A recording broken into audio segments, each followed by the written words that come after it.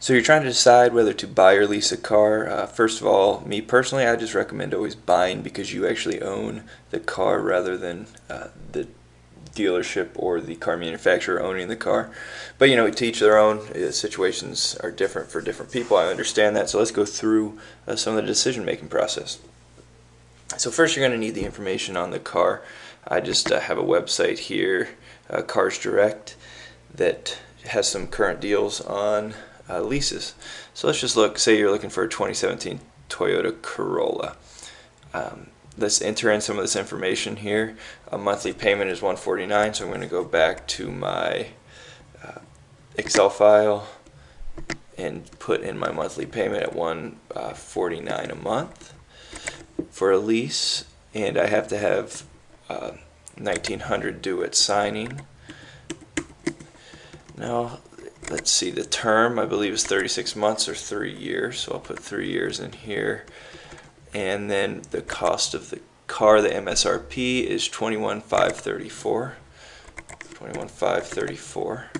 And then let's say you put the same amount down, and let's ignore any trade-in right now. You could enter in a trade-in value if you'd like for the purchase, but for now let's just enter this in. And your interest rate on a loan, let's say right now you could get a 3.9% interest rate over a 5-year window for a loan. Okay, so what this is going to show you is that over the 3-year window, if you're going to own your car for only 3 years, if you plan to sell it back, your total cash outflow will be about $7,000 for leasing and $11,000 for purchasing the car.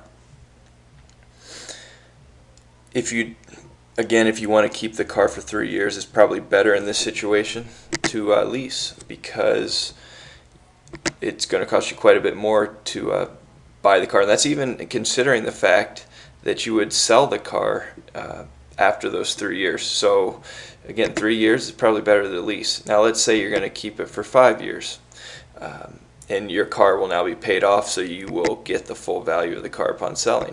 This is also assuming that you find another lease after the 3-year window is up.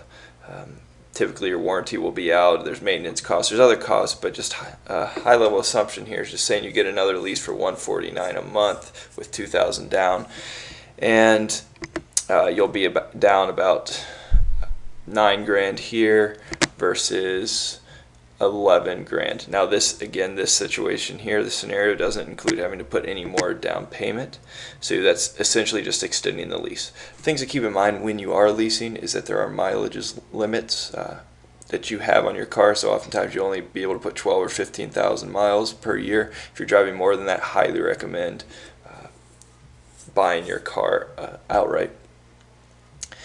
So let's just do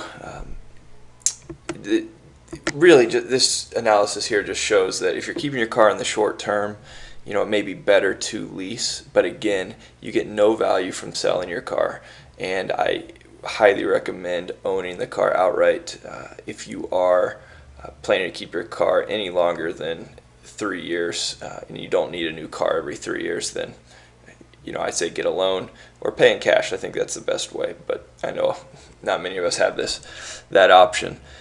So if you would like, you can download this file from my website, link down below. I appreciate your time here, just helping you guys make the best decision possible financially for yourselves and your families. If you have any questions, as always, just leave a comment. Happy to help. Thanks, guys.